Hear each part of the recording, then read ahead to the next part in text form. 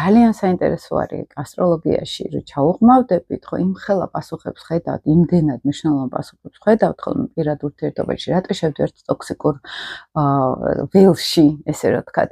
რატო ვირჩევთ იმ პარტნიორს, რომელიც ჩემი საერთოდ არ არის, ხო? აქ მე შემოდის აი ფსიქოლოგია ძალიან სწორად ხედავს ახლა აი კარმული ასტროლოგიიდანაც რომ დავინახოთ, მე ვადარებ ხოლმე სულ ერთმანეთს, ფსიქოლოგია რას იცახის, მე ასტროლოგია რას იცახის, რომელიც 40 საუკუნე ამას იცახის სიტყვაზე და სად არის გადაკვეთები უკვე სერიოზულად, იმიტომ რომ ფსიქოლოგიას თავის ინსტრუმენტები აქვს, ასევე როგორ უნდა მოვაგვაროთ ეს პრობლემები.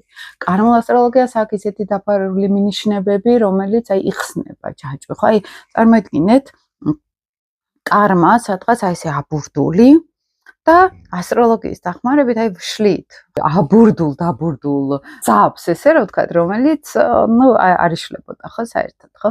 აი ესეთი დახმარება შეუძლია ასტროლოგიას გაგვიკეთოს პრაქტიკული თვალსაზრისითაც და თუნდაც ახლა ჩემთან რომ მოდიან და პარტნიორის რუკასაც რო ნახულობთ, იქ ჩანს იმ ადამიანის სამყარო მთლიანობაში როგორი არის, თავისი პირადი პლანეტებით, თავისი კარმული პლანეტებით, თავისი გენეტიკური გზავნილებით, იქ მეოთხე მეათე სახლები ყავს ჩვენ, ხო? რომელიც განსაზღვრავს გენეტიკიდან რა პროგრამები მოსდის, ადამიანს მამის ხაზიდან რა პროგრამები მოსდის. ასევე მე ჩემი თუნდაც მეათე სახლით შემიძლია ვნახო ჩემი მეუღლის დედის ენერგეტიკული ველი და მისი ოჯახის გენეტიკური ენერგეტიკული ველი, ხო ეს მეათე სახლის ენერგეტიკა არის.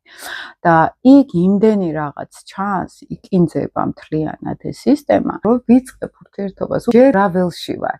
იმიტომ რომ შეიძლება 10 წლის შემდეგ რო შევხვდე ვიღაცას, იქ უკვე სულ სხვა დირექციული რუკა მაქვს. კიდე ცალკე არის დირექციული ასტროლოგია, პროგნოზირებადი ასტროლოგია. სადაც აქ ჩანს ჩვენი გემოვნების ცვლილება, ჩვენი გარემოს ცვლილება, რომ 11 სახლის შემეცვალა თავისი მმართველით, ჩემი გარემოცვა შეიცვალა, ხო? და ეს ფაზა რომელ წელს მექნება, მე ამას უკვე ვხედავ. შესაბამისად, ის რომ 10 წლის წინ რაღაცაში ვიყავი, ამ წელს საერთოდ სხვაგან იქნება, იმიტომ რომ საერთოდ შემეცვალა იქ, ფსიქოლოგია ეტყოდა, რომ გემოვნება შეიცვალა, გამოცდილება მიიღე.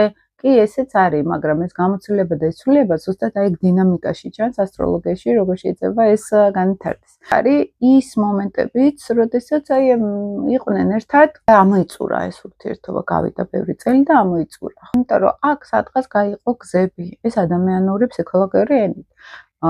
დირექციებში ჩანს, რომ უბრალოდ შეეცვალათ ორივეს მეშვიდე სახლის მმართველი, პირველი სახლის მმართველი, შეეცვალათ მეხუთე სახლის მმართველი, იუპიტერმა შეიცვალა იმარეობა, მთვარემ შეიცვალა, ძალიან ბევრი რაღაც ხდება ისეთი, რომელიც უკვე განსაზღვრავს ზუსტად რა ხდება ამ ურთიერთობაში. შესაბამისად, შეიძლება აღარ ვეჭიდებოდეთ, შეიძლება პირიქით ვეჭიდებოდეთ.